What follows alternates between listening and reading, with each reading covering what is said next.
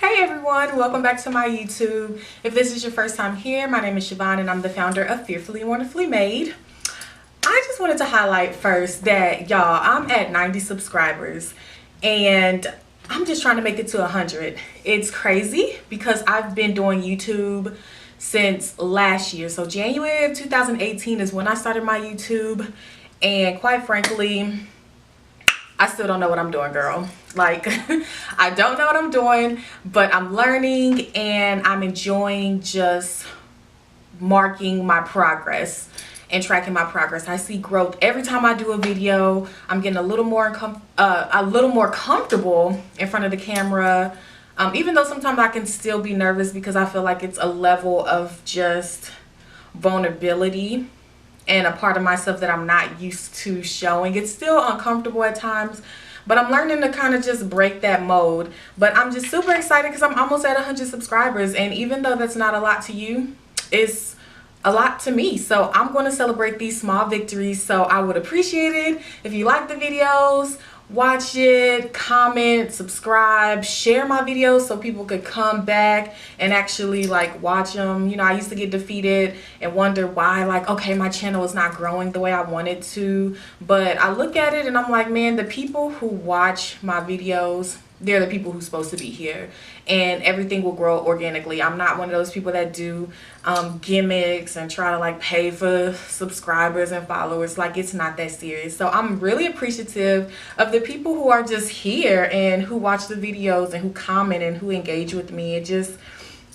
really motivates me to put out more content. And if you can see, I'm trying to be a little more frequent with my posting, because I know that once school starts, like I'm in grad school, once my semester starts again, I'm going to be like on lockdown. So, but I definitely want to try to be, you know, current with my postings. But yeah, anyways, I just wanted to talk a little bit. In the process, if you can see, I don't have my makeup on, so I'm probably just going to do my face at the same time. But just talk to y'all about just some girl talk and just feelings of unworthiness, or feeling worthy. I know a lot of us women can feel like we're unworthy at times. It's just pressures, so much pressure as a woman, and we can feel unworthy if we're not getting, you know, some attention that we want. If we're not getting elevated to certain positions, if we constantly hear no over and over, and honestly it can be defeating. And I'm just learning that now. I've been in a rough week where everything I've been praying for, it's been a no. And not that I am spoiled or even spiritually spoiled, because I mean, my Heavenly Father takes great care of me, but I've never had so many no's in my life.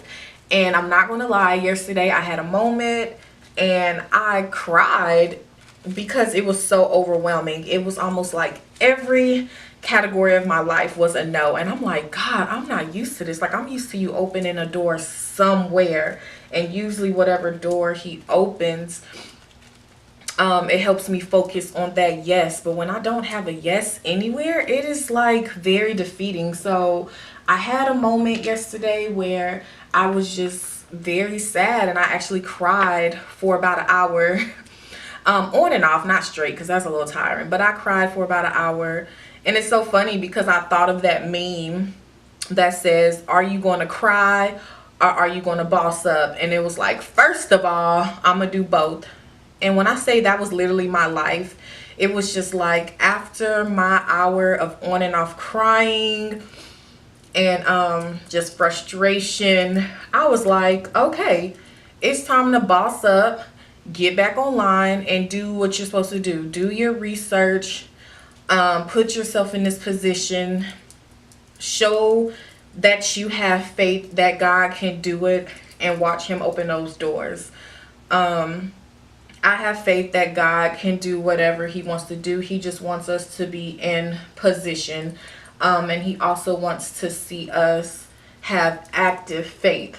And so I could have sat there in my pity party and not did anything, but I chose to have faith and still put some action behind my waiting. So I still got up and did what I had to do. But I'm not gonna lie, I felt really defeated, and I'm just like, man, like my worth just kind of felt very low, because it was just like, man, I'm not getting any callbacks for what I'm needing, and I'm not getting any yeses. And it almost made me kind of look at myself like, am I the issue? Am I not worthy to do this? Did I not do a good enough job to get a yes? Am I not liked enough to get a yes? But then I thought about it, and it was just like, no, because even God's no's are a blessing. It just shows that he's either protecting you from something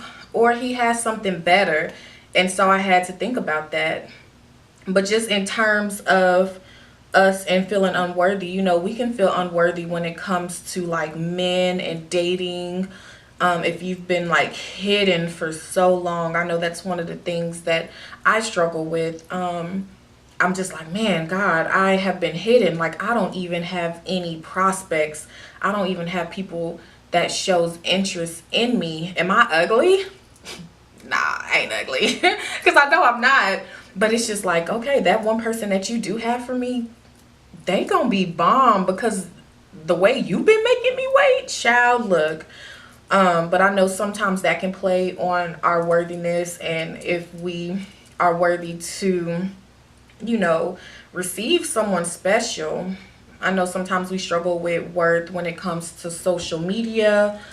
We see people get like an immense amount of likes in our post that we thought we was cute, honey, because our mama said that we was cute, and she told us to wear that outfit, and we wore it, and we only got 12 likes. And it's just, you know, that's kind of dramatic. But I mean, that's some people's reality.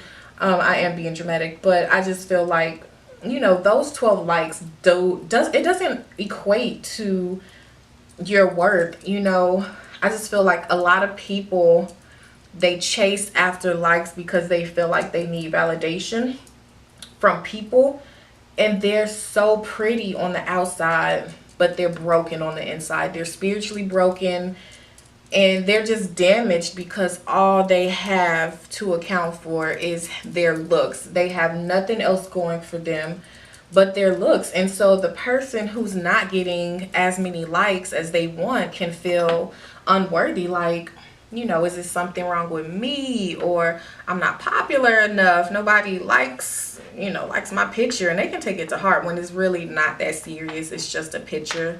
And the way this algorithm is set up, I just be like, half the time people probably don't even see my posts, and I ain't even tripping. Like, I ain't even gonna lie, sometimes I do feel some kind of way. I'm like, dang, this was a good picture, or I worked hard on this caption and I wanted somebody to look at this caption. But I'm just like, no, the people who's supposed to see it will see it. The people who like it will like it. The people who follow me will follow me, and that doesn't determine my worth.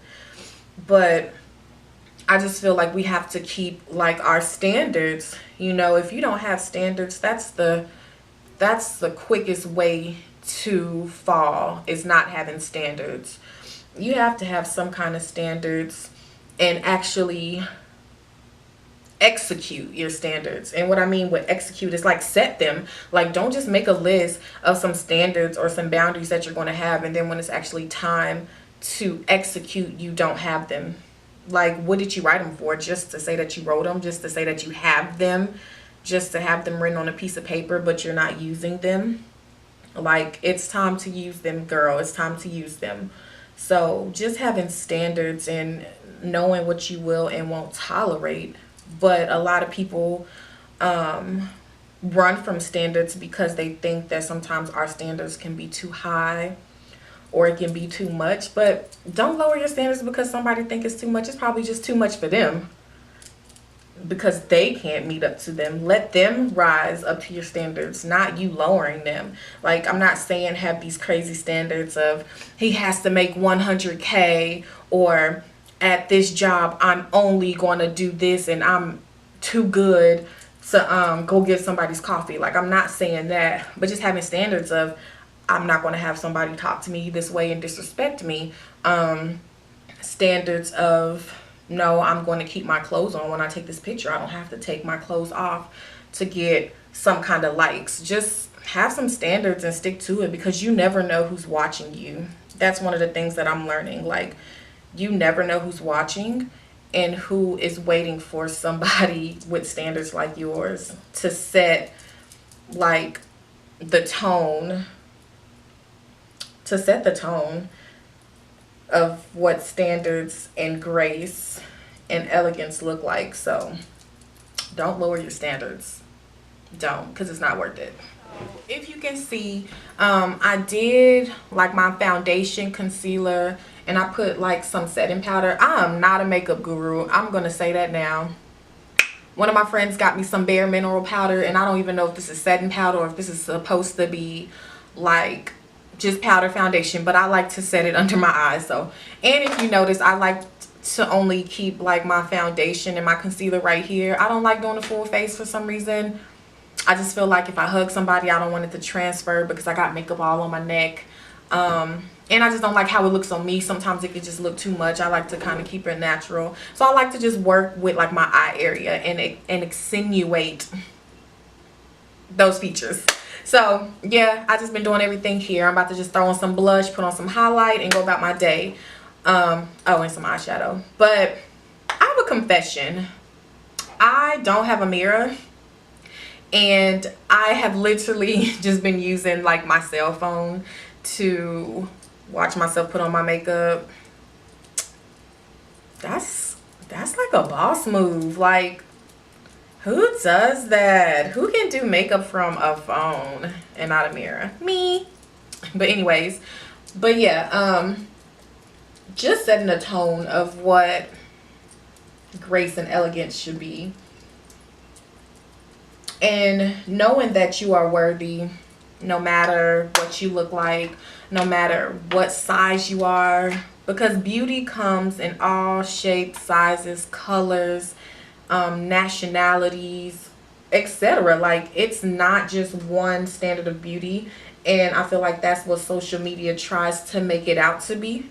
Like, everybody has a small waist and a big butt and a big breasts, and they're just so perfect and evenly proportioned, and it's just like, girl, you got us regular looking folks with just a little pump in the back and a little hips. You just got us looking a little basic. But no, I'm just kidding. We're not basic. That's just what a normal woman's body look like. And half the people that are out there getting these surgeries, I said surgeries, looked like us once. Or half of these people that are on this fitness journey and they're trying to show you how to build a butt, built that butt through surgery, and then they tried to say they worked for it. Like, you know, and there's some people that are naturally built just beautiful like that, but a lot of them aren't, and it's all just cosmetic surgery. But yeah, just being comfortable in your skin, knowing your worth, and knowing how God created you. Like, it took me so long to just be comfortable with who I was and who I am as a black woman. Because it's so funny. Like, you know, kids, they're cruel. You know, kids will talk about you, and I got talked about. Like, my skin tone and how I looked, I was always talked about. And so that played on my self-esteem for so many years, and it carried with me all the way until my 20s, until recently, a few years ago, when I was just like, I'm not subscribing to that toxicity that y'all are speaking of. But I also just feel like we live in a different generation and era now, because now all of a sudden, like, dark-skinned people are praised, and oh, you're beautiful, and black girl magic and melanin. But back in the day, or at least when I was growing up and when I was in school, it was just like, nah, bruh, like, you're tar baby, you dark, you turn the lights off, nobody could see you, and it just wasn't celebrated. So I'm just loving all this, you know, melanin magic and black girl magic that is happening now. But it's also like, why did it take so long to get there? But then I wonder if we have to place blame on ourselves. Like, why did we accept that negativity for so long? Like, why did we have to look at someone else in order to feel beautiful? Like, why did we have to find validation from somebody else? And I often question myself with that, because I am one of those people who wanted to feel beautiful by their peers. I mean, that's normal. You know, your peers are the people that you spend most time with, especially growing up as a teenager. You go to school, you care about what you look like, you care about your appearance, you care if you wearing like name brand or not. And now it's not as important.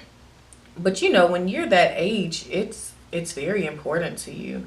And so I understand why it's so much pressure, but it's just like, why did it take so long to just be comfortable in my skin or in your skin? And, you know, why did we subscribe to that negativity? Because regardless, we're beautiful. We're fearfully and wonderfully made, hence the name of the channel. And it's just a reminder of our beauty and how we're all different, but we're fearfully, beautifully, and wonderfully made. Like, God made us.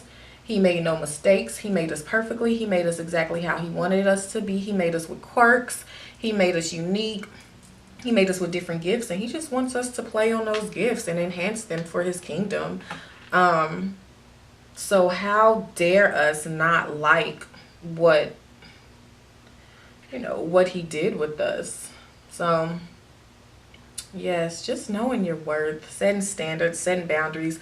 I did want to touch a little bit about boundary setting, because I feel like that's really an issue in 2018, and hopefully it won't be an issue going into 2019. And I'm speaking to myself too. You know, it's easy to set boundaries when it comes to certain places, but some of the people that you love and some of the things that you love, it's so hard to set boundaries. Like for me, I can set boundaries in my work field, in my career. I can set boundaries when it comes to school. Like, don't text me at midnight trying to finish a project because I'm asleep, or I'm just ignoring your text. But when it comes to like friends and family and like loved ones, it's hard to set boundaries because you don't want to hurt people's feelings, you know. And sometimes you have to hurt people's feelings in order to just kind of have peace and live with standards and righteousness. And half the time, people's feelings don't be that hurt. We just think that their feelings are going to be hurt, but usually they're okay. I'm just trying to figure out what color I want to put on my lips. It's just like a lip stain. It's not like a really harsh lipstick, but it's just a cool lip stain that I think I just want to throw on my lips. But yeah, we'd be surprised with how boundary setting helps us. One, it helps us mentally, because we can just give ourselves like a mental break. You know, we're not always having to be there at the drop of a dime for somebody. So I would say mentally and physically, like, it just gives us a break. You don't have to be at everybody's beck and call, you know. And you know, setting a boundary like, no, I want to go to bed by 10 p.m. I'm not going out with you. Or no, I'm not going out and spending money because I'm trying to flourish in 2019. No, I'm not going to this party because these people are whack anyway. I mean, that's a little dramatic, but not really. But just setting boundaries, like when it comes to friendships and what kind of people you're going to tolerate and who you want to be around. Like, if you're trying to level up and step up, then you're not going to want to continue to be around somebody that's so toxic. So learning how to set those boundaries in a loving way, and even though it's hard, you just either have to have that conversation, or you can kind of slowly just fall back. You know, I watched God just separate me naturally from people, and all I had to do was pray about it. Like, God, I don't know how to have this conversation. I don't know how to set these boundaries. Either give me the words or do it for me. And he will slowly have people just fall off, or you will just, it'll be a natural separation where you won't fall out and be on bad terms. It's literally just, you're moving on with your life and I'm moving on with my life, and it's good. We're good, no ill will, but I just have to move on, and you have to do that for yourself. So learning how to set boundaries when it comes to just your personal life, your spiritual life, what kind of things you're going to entertain and feed your spirit with, things that you want to tolerate or not tolerate. Because at the end of the day, boundary setting shows that, one, you have standards, but two, that you love yourself. Because if you love yourself, you don't want to harm yourself. So when you can set healthy boundaries, that just shows that you love yourself so much. And girl, I love you so much that I'm going to set these boundaries. So in 2019, that's what we're going to do. We're going to boundary set. So comment below just if you've ever felt unworthy about anything, and if you want to set boundaries, if you've ever set boundaries, or what boundaries you're going to set for 2019. Comment below and let me know. I know some of the boundaries I'm going to set is saying no. I am a mover. I move and shake. I like to be in the scene, not to be seen, but I just love people. And so I say yes so quickly to some things that I just need to say no to. So this year I'm being intentional about keeping my no a no. And one thing that's helping me is saying I will get back to you. I listen to Therapy for Black Girls podcast. And actually, I didn't get that from there. I do listen to them, but I got this from a therapist. Her name is Marlene Francois Madden, and I follow her on Instagram. And she said one thing that helped her not be so booked to capacity is just saying, I will get back to you, because that's not giving a definite yes, and it's not giving a no. And that gives you time to think, is this something that I really want to do? It gives you time to go to your calendar to see if you even have time for this. And I'm just learning not to fill every empty space with something. Like, in that empty space on my calendar, fill it up with myself. Fill it up with rest. I don't have to say, oh, I have a spot free at 5 p.m. Let's go grab lunch. And it's just like, and you're defeated and you're tired. It's just like, what's the point of doing all of that? Just say, no, this is not a good day. It's not a good week. I can catch you next week and get some rest. And so that's one thing that I am being intentional about, is saying no more, just for my own mental health and my own psyche. And at the end of the day, I don't even be having time to do half the stuff I do, and I just be wondering how I do everything. And I'm like, God, your grace is sufficient. It's great. Because sometimes I don't even understand how I do everything. But yeah, that's one of the goals. And one of the boundaries that I'm working on is saying no. Comment below some of the boundaries that you have. I hope you like this girl talk. You know, I normally have like a queen's corner where it's a few women and we get together and have discussions, but I also just want to have girl talk, and it can just be me on the camera. Let me know if you want to see more videos like this, what topics you want to hear. I'm not a makeup artist, but let me know if you want me to actually like do makeup reviews and put them on a screen. I mean, I will, but you know, I'm not good at that kind of stuff. I've never done it before, so it will take me a minute to actually like remember to show and kind of slow down on what I'm doing. But let me know. Comment, like, subscribe, share this video, come back to my channel, and I will see you next time.